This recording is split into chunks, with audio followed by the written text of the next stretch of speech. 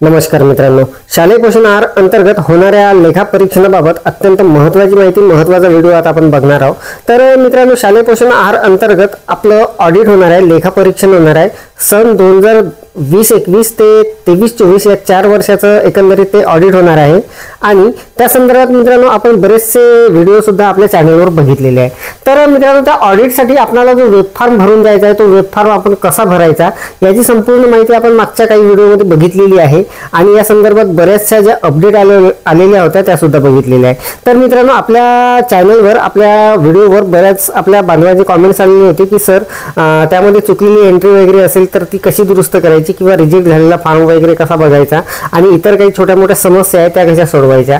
तर मित्रांनो, आजच्या या व्हिडिओमध्ये मी शालेय पोषण आहार अंतर्गत आपलं जे ऑडिट होणार आहे त्याचा वेब फॉर्म आपण भरताना तो मोबाईलवरून कसा भरायचा हे सुद्धा आपल्याला सांगणार आहे। तसेच आपली एखादी एंट्री जर चुकलेली असेल ती आपण दुरुस्त कशी करायची, रिजेक्ट झालेला फॉर्म आपल्याला कुठून बघता येईल किंवा इतर ज्या काही समस्या आहेत त्या कशा सोडवता येईल याची संपूर्ण सविस्तर माहिती आपल्याला देणार आहे।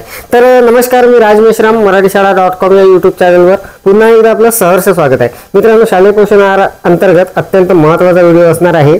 आपलं जे लेखा परीक्षण होणार आहे 4 वर्षाचं त्याचा वेब फॉर्म आपण मोबाईलवरून कसा भरायचा हे आपण जाणून घेणार आहोत। सोबत ज्या काही आपल्याला समस्या येत आहेत त्या सुद्धा सोडवून घेणार आहोत। अत्यंत महत्त्वाचा व्हिडिओ होणार आहे, त्यामुळे व्हिडिओला स्किप न करता पूर्ण बघा।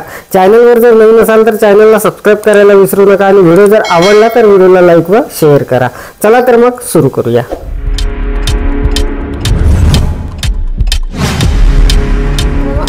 या व्हिडिओमध्ये आपण आपणाला जे शालेय पोषण आहार अंतर्गत ऑडिट होणार आहे त्याचा वेब फॉर्म जो भरायचा आहे तो आपल्या मोबाईलवरून कसा भरायचा हे मी आपल्याला सविस्तरपणे सांगणार आहे। सोबतच आपण ज्या काही आपल्याला समस्या येत आहे त्याची चर्चा सुद्धा करणार आहोत, त्या सोडवून घेणार आहोत। तर मित्रांनो, सगळ्यात महत्त्वाचं म्हणजे हे सर्व काम आपण आपल्या मोबाईलवरून करून दाखवणार आहोत। या अगोदर आपण जे काही व्हिडिओ बघितलेले आहे त्यामध्ये आपण कॉम्प्युटरवरून हे सर्व काम केलेलं होतं, परंतु बऱ्याच आपल्या बांधवांचे कमेंट्स आले की सर हा जो वेब फॉर्म आहे हा मोबाईलवरून भरता येईल का? तर अगदी सहजपणे भरता येणार आहे। त्यासाठी मित्रांनो, सगळ्यात महत्त्वाचं म्हणजे आपल्याला हा वेब फॉर्म तालुक्याच्या लॉगिन वरून भरायचा आहे। त्यामुळे आपल्याला तालुक्याचा जे ID पासवर्ड आहे तो आपल्याला घेऊन घ्यावा लागणार आहे आणि त्यानंतर या व्हिडिओच्या डिस्क्रिप्शनमध्ये एक लिंक देण्यात आलेली आहे, त्यावर आपल्याला क्लिक करायचं आहे। तर बघा, त्यावर क्लिक केल्यानंतर हा इंटरफेस आपल्यासमोर येणार आहे आणि इथे हा जो पहिला रिझल्ट आहे यावर आपल्याला क्लिक करून घ्यायचा आहे। यावर मी क्लिक करून घेतो। यावर क्लिक केल्यानंतर बघा हा इंटरफेस आपल्यासमोर येणार आहे अशा पद्धतीचा। मोबाईलवरून मित्रांनो आपण हे काम करणार आहोत, अगदी सहजपणे आपलं हे काम होणार आहे। मी थोडं झूम करून घेतो। तर बघा, internal audit for the year 2020-21 ते 23-24 म्हणजे 4 वर्षाचं आपलं ऑडिट होणार आहे आणि इथे आपल्याला युजर नेम आणि पासवर्ड टाकून घ्यायचा आहे। तालुक्याचा आपल्याला युजर नेम आणि पासवर्ड जो काही प्राप्त होणार आहे तो आपल्याला इथे टाकून घ्यायचा आहे मित्रांनो आणि त्यावरूनच आपल्याला हे माहिती भरता येणार आहे। तर बघा, अत्यंत सहजपणे आपलं सर्व काम मोबाईलवरून होणार आहे। फक्त आपल्याला हा व्हिडिओ स्किप न करता पूर्ण बघायचा आहे। याच व्हिडिओमध्ये आपण सर्व ज्या समस्या वगैरे येत आहे ते सर्व आपण क्लिअर करणार आहोत। सोबतच आपली एंट्री वगैरे काही चुकलेली असेल ते सुद्धा दुरुस्त कशी करायची किंवा आपला फॉर्म जर रिजेक्ट झालेला असेल तो कसा बघायचा हे सर्व मी आपल्याला सांगणार आहे। तर बघा, इथे अगोदर मी लॉग इन करून घेतो। लॉग इन करण्यासाठी आपल्याला अगोदर इथे ID पासवर्ड टाकून घ्यायचा आहे आपला तालुक्याचा जो काही असेल ते। त्यानंतर आपल्या समोर अशा पद्धतीने तर मित्रांनो बघा, आता माझ्याकडे या तालुक्याचं मी इथे लॉग इन करून घेतलेला आहे आणि लॉग इन केल्यानंतर अशा पद्धतीचा हा जो इंटरफेस दिसत आहे अगदी साधा आणि सोपा इंटरफेस असणार आहे। वर आपण जो तालुका लॉग इन करणार आहोत त्या तालुक्याचं नाव आपल्याला इथे दिसणार आहे आणि त्या तालुक्याच्या किती शाळा आहेत त्या इथे दिसणार आहे, पेंडिंग किती आहे त्या इथे दिसणार आहे आणि कंप्लीट झालेल्या इथे दिसणार आहे। तर मित्रांनो बघा, इथे 197 शाळा आहे, त्यापैकी पेंडिंग 27 आहे आणि कंप्लीट 170 झालेल्या आहे। आणि मित्रांनो, सगळ्यात महत्त्वाचं म्हणजे इथे ज्या रिजेक्ट झालेल्या शाळा आहेत त्या सुद्धा आपल्याला दिसणार आहे, रिजेक्टेड स्कूल।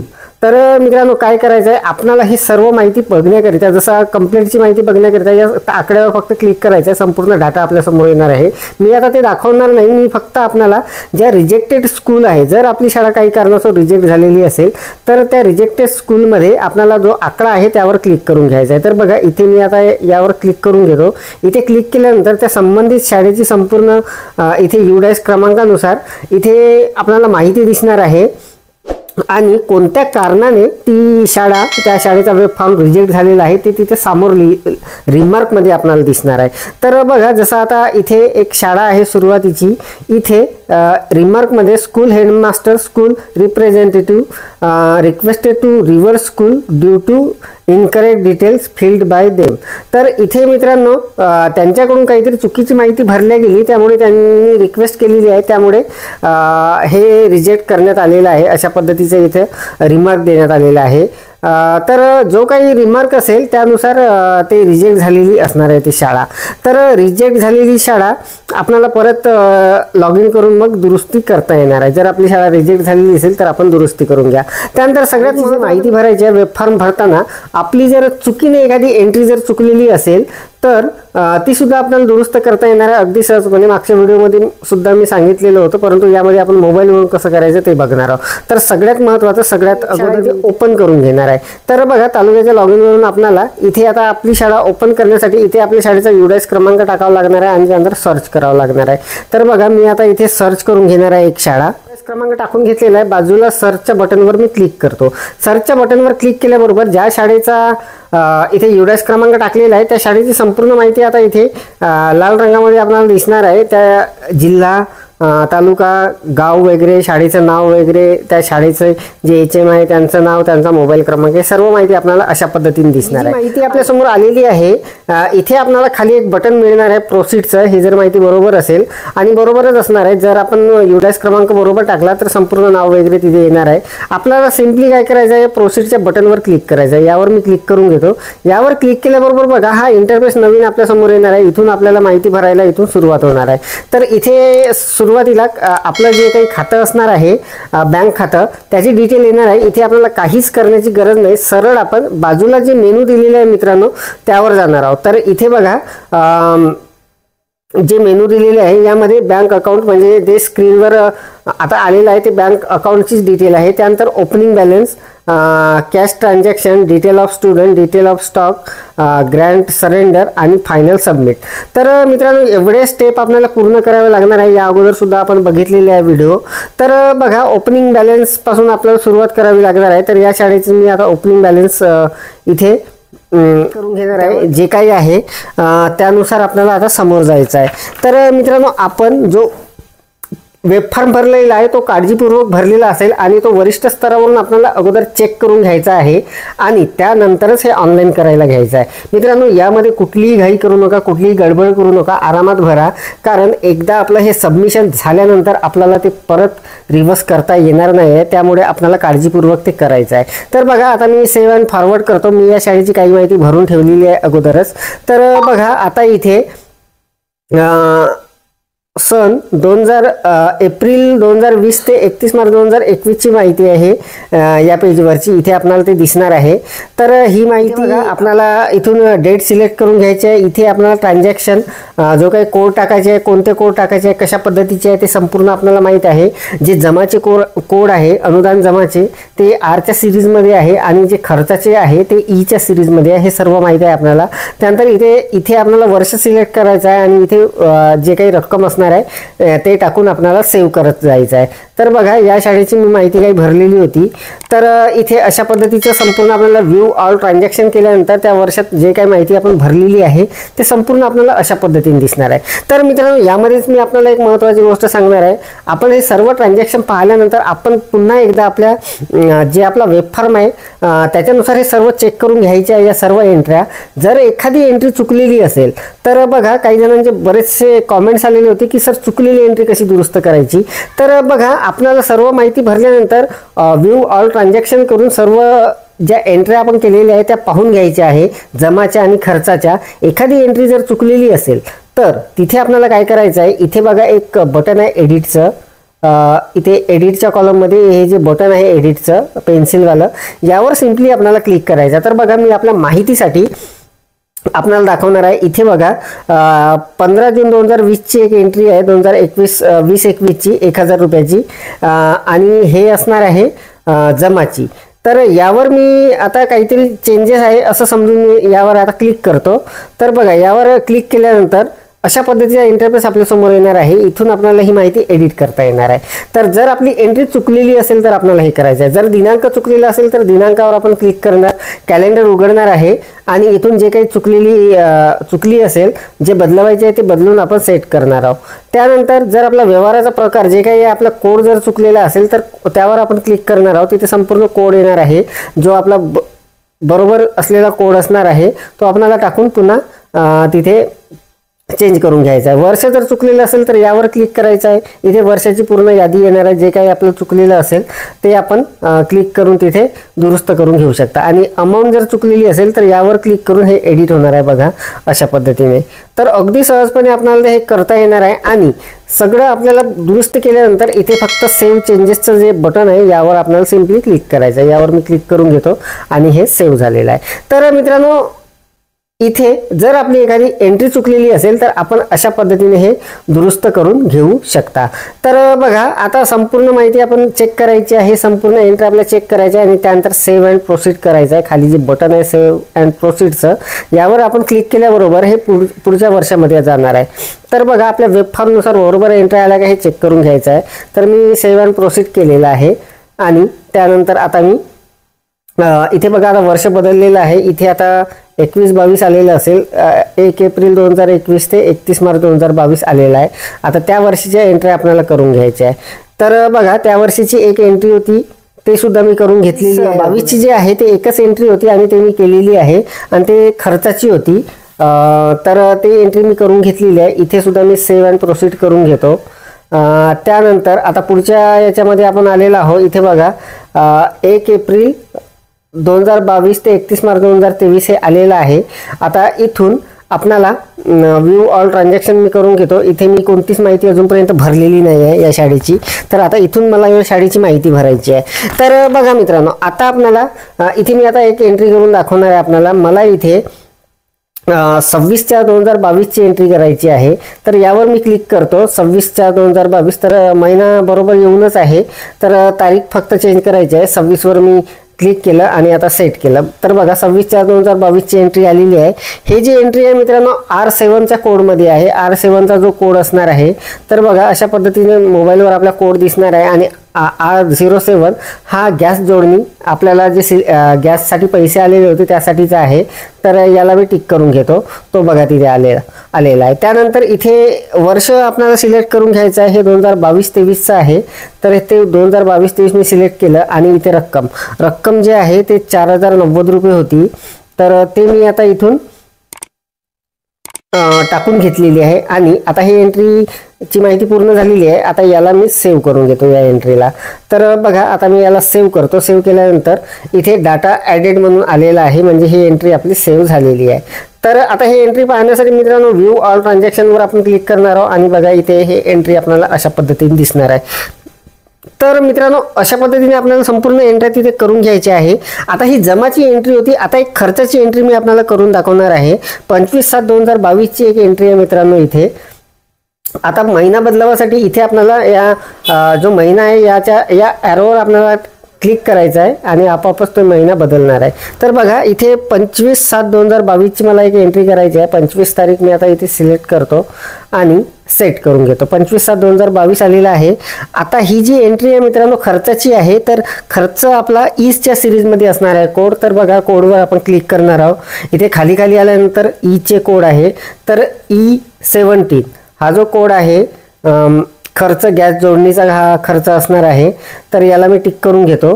त्यानंतर वर्ष तेच असणार आहे 2022-23 आणि रक्कम जे असणार आहे ते 4090 रुपये असणार आहे, 4090।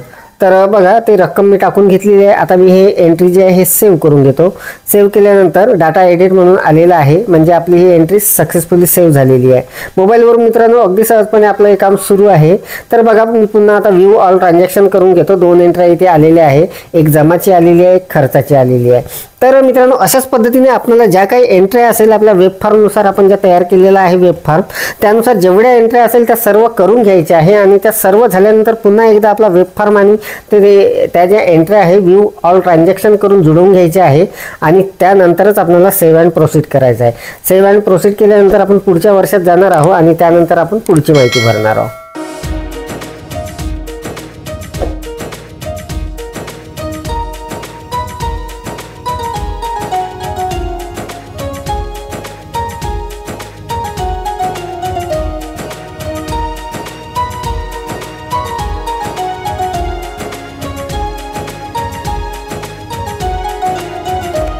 आदिवंदू या भगवंता, आदिवंदू या भगवंता, मायभूमी भारत माता, सर्व धर्म शांती समता, गुरुजन माता पिता, राष्ट्राचा पालन करता, निसर्ग अन्नदाता, वैज्ञानिक रक्षण करता, माता अन भगिनी भ्राता, स्मरू पुराण बायबल गीता, स्मरू पुराण बायबल गीता, आता गिरू एकच कित्ता, आता गिरू एकच कित्ता, आळवूया गुणवत्ता, गुणवत्ता, गुणवत्ता, गुणवत्ता, गुणवत्ता, ध्यास आमचा गुणवत्ता, गुणवत्ता, गुणवत्ता, गुणवत्ता, गुणवत्ता, ध्यास आमचा गुणवत्ता.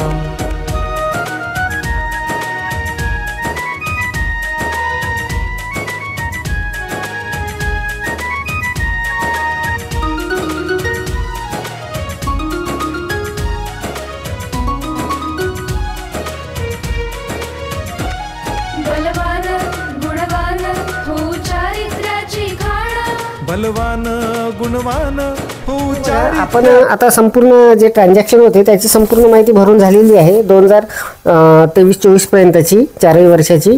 आता आपणाला सेव्ह अँड प्रोसीड केल्याबरोबर आपल्याला आता इथे विद्यार्थ्यांची जी माहिती आहे ते भरायची आहे.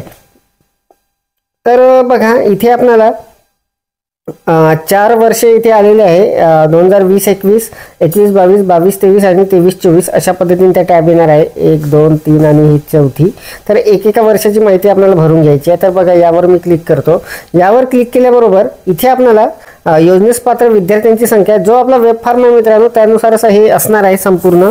तर इथे बघा योजनेस पात्र जे काही विद्यार्थी आहे त्यांची माहिती इथे भरायची आहे आपल्याला. फक्त वरचेच वर्ग आहे त्यामुळे इथे तीच माहिती येणार आहे. तर बघा त्या वर्षी जे काही विद्यार्थी होते 2020-21 आपल्याला अगोदर भरावं लागणार आहे. तर बघा 17 विद्यार्थी होते. त्यानंतर जे दिवस आहे मित्रांनो हा कोरोनाच्या ह्याच्यामधलं आहे त्यावेळी शाळा वगैरे बंद होत्या.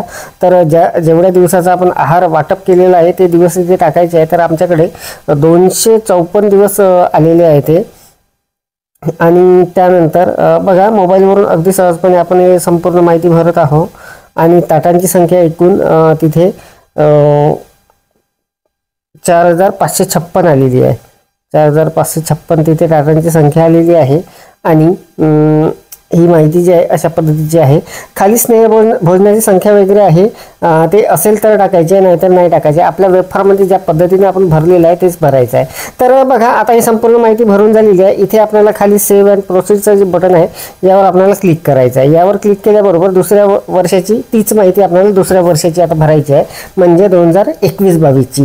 तर ती सुद्धा माहिती मी आता इथे भरून घेणार आहे. इथे त्या वर्षी 23 विद्यार्थी होते. 23 विद्यार्थी आरोग्य तपासणी झालेले 23 विद्यार्थी. आणि इथे कामकाजाचे जे दिवस होते ते 236 आलेले आहे. हे जे वर्ष होतं मित्रांनो हे सुद्धा कोरोनामध्येच गेलेलं होतं. आणि तिथे जे टाटांची संख्या आलेली आहे ती 52-49 आलेली आहे. तर अशा पद्धतीने ते भरून घ्यायचं आहे. काही मित्रांचे कॉमेंट्स होते मित्रांनो पॉईंटमध्ये काही संख्या येत आहे आणि त्या घेता नाही येत आहे. तर तिथे पॉईंटमध्ये घेता नसेल तर आपण राऊंड फिगर घ्या. 5च्या अलीकडे असेल तर अलीकडची संख्या घ्या नाहीतर पूर्ण संख्या घ्या. त्या पद्धतीने आपल्याला ते घेता येणार आहे. तर बघा हे सुद्धा मी सेव्ह अँड प्रोसीड करून घेतो. आता इथे 2022-23ची माहिती आलेली आहे ती आता मी भरून घेणार आहे. त्यावर्षी इथे 15 विद्यार्थी होते. 15 तपासणी झालेले 15. त्यानंतर वर्षातील कामकाजाचे जे दिवस आहे ते 195 आलेले होते त्या वर्षी. आणि आपल्या शालेय रेकॉर्डनुसार मित्रांनो हे सर्व माहिती आपल्याला भरून घ्यायची आहे. आणि हा वेब फॉर्म भरल्यानंतर अगोदर आपल्याला वरिष्ठ स्तरावर चेक करून घ्यायचा आहे. तर बघा आता इथे ही माहिती संपूर्ण भरून घेतो मी. सेव्ह अँड प्रोसीड करतो. आता शेवटचं वर्ष आहे 2023-24 ही माहिती आता भरून घ्यायची आहे. त्या वर्षी इथे 16 विद्यार्थी आहे. तपासणी झालेले 16. त्यानंतर शाळा जारी दिवस 218 आहे इथे. त्यानंतर ताटांची संख्या इथे येणार आहे. हे 6वी ते 8वीचेच आहे या शाळेमध्ये. तर बघा 32-88 आलेली आहे इथे. ताटांची संख्या अशा पद्धतीने. आणि आता हे सेव्ह अँड प्रोसीड. तर बघा आता इथे जे विद्यार्थ्यांची जी माहिती आहे, विद्यार्थी संख्या टेबल नंबर 8 हे पूर्ण झालेलं आहे. आता खाली आपल्याला इथे आता आपल्याला तांदळाची माहिती भरायची आहे, डिटेल्स ऑफ स्टॉक. तर तांदळाची माहिती सुद्धा त्याच पद्धतीने आपल्याला भरावी लागणार आहे. जे वेब फॉर्ममध्ये टेबल आपण भरलेलं आहे त्याच पद्धतीने तिथे असणार आहे. तर बघा इथे 4 टॅब आपल्याला दिसणार आहे वर्षाचे, 2020-21, 21-22, 22-23 आणि 23-24. तर सुरू आपण 20-21 पासून करणार आहोत. 20-21 मित्रांनो, आपण वहीनुसार जे काही रेकॉर्ड भरलेला आहे वेब फॉर्ममध्ये त्या वयासुद्धा आपल्याला तिथे तपासले जाणार आहे. त्यामुळे रेकॉर्ड तंतोतंत जुळलं पाहिजे आणि त्याच पद्धतीने आपल्याला ते भरायचं सुद्धा. स्वयंपाकीची संख्या टाकून घ्यायची आहे, ते मी टाकून घेतो 1. त्यानंतर नोंदवही आहे का हे इथे सिलेक्ट करून घ्यायचं आहे. तर इथे होय करावं लागणार आहे आपल्याला, कारण त्या वया आपल्याकडे असतात आणि त्या असायलाच पाहिजे. तर बघा त्यानंतर इथे सुरुवातीची शिल्लक हे मित्रांनो 20-21 आहे. यानंतर सेव्ह प्रोसीड केल्यानंतर आपण 21-22 वर जाणार आहोत आणि त्याच पद्धतीने 4 वर्षाची माहिती आपल्याला भरायची आहे. तर तांदळाची माहिती अतिशय काळजीपूर्वक मित्रांनो आपल्याला भरायची आहे. आपल्या वहीमध्ये ज्या पद्धतीने आलेलं आहे त्या पद्धतीने संपूर्ण तिथे आलं पाहिजे. तर बघा या शाळेची माहिती मी आता भरत आहे इथून. आणि तांदळाची माहिती भरताना पॉईंटमध्ये सुद्धा ते येणार आहे आणि त्याच पद्धतीने तिथे भरता सुद्धा येणार आहे. वर्षातील एकूण प्राप्त, तर वर्षभरात आपल्याला जे काही प्राप्त झालेले आहे ते इथे टाकून घ्यायचे आहे. या शाळेला 650 किलो तांदूळ प्राप्त झालेले होते, म्हणजे 6 क्विंटल 50 किलो. त्यानंतर वर्षभरात जो खर्च झालेला आहे तांदूळ म्हणजे वापरलेला जो तांदूळ आहे त्यामध्ये 795.700 किलो 700 ग्रॅम तांदूळ यांनी वापरलेला आहे. आणि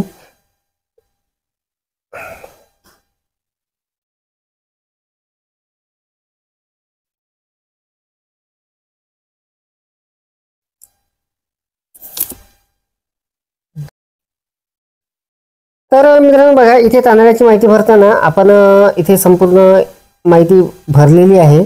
तर इथे सुरुवातीची शिल्लक तांदूळ, त्यानंतर वर्षभरात प्राप्त तांदूळ, त्यानंतर इथे एकूण वापरलेला तांदूळ जो आहे तो इथे चुकीने बघा दुसरा टाकण्यात आलेला होता. तर बघा इथे 683 किलो आहे, 683.400 ग्रॅम एवढा तांदूळ यांनी त्या वर्षभरात वापरलेला होता. आणि जो शिल्लक असणार आहे तो आपोआपच खाली कॅल्क्युलेट होणार आहे. तर मित्रांनो यामध्ये बघा एक निर्लेखितचं सुद्धा आहे. जर काही कारणास्तव तांदूळ वगैरे खराब झालेला असेल तर तो आपल्याला या कॉलममध्ये टाकायचा आहे. या कॉलममध्ये इथे बघा इथे लिहून आहे नैसर्गिक आपत्ती अथवा कारणामुळे निर्लेखित झालेला तांदूळ किंवा उसनवार वगैरे असेल तर या कॉलममध्ये येणार आहे इथे. तर सध्या इथे काहीच आलेलं नाही, परंतु यांचं निर्लेखितमध्ये काही तांदूळ दिसत आहे मला, तर हा मी इथे टाकून घेणार आहे. तर यांनी 25 किलो तांदूळ जो आहे तो निर्लेखित केलेला आहे, तर तो मी इथे टाकून घेतो. 25.000 तांदूळ मी इथे टाकून घेतलेला आहे. तर अशा पद्धतीने ही माहिती आता इथे भरून झालेली आहे. आणि मित्रांनो जो उरणारा आहे म्हणजे अखेरची जी शिल्लक आहे ते आपोआप इथे कॅल्क्युलेट झालेली आहे बघा अशा पद्धतीने. आणि इथे आपल्याला खाली एक असणार आहे पुढील मागणी नोंदवताना शाळा स्तरावरील अखर्चित तांदळाची शिल्लक विचारात घेतली जाते का, इथे आपल्याला होय असं टिक करायचं आहे आणि समोर जायचं आहे.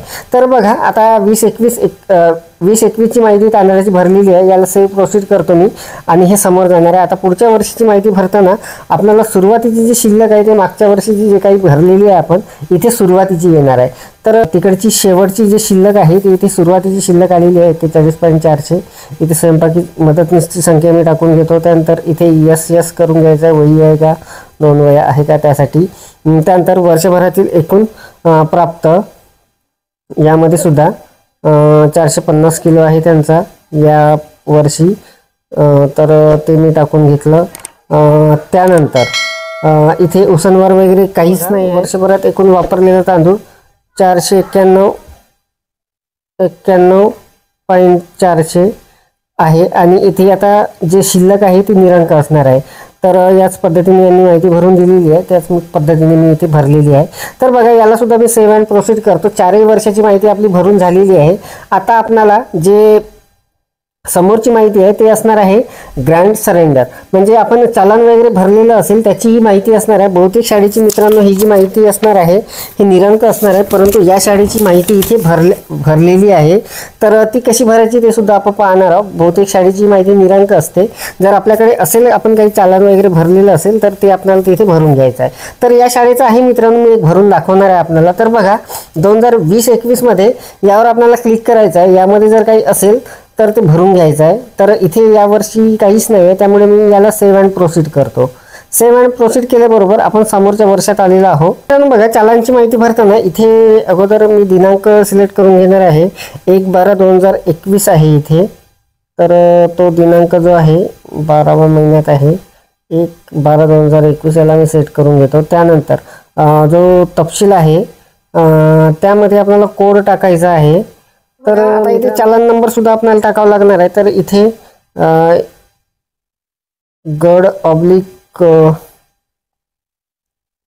BAR8 असा काहीतरी इथे आहे.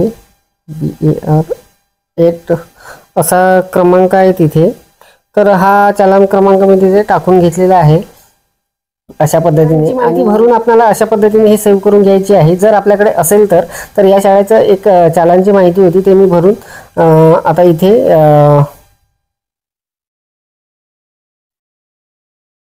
सेव्ह करत आहे अशा पद्धतीने. तर बघा आता इथे एक चालानची माहिती आपण भरून घेतलेली आहे आणि याला सेव्ह अँड प्रोसीड करणार आहोत.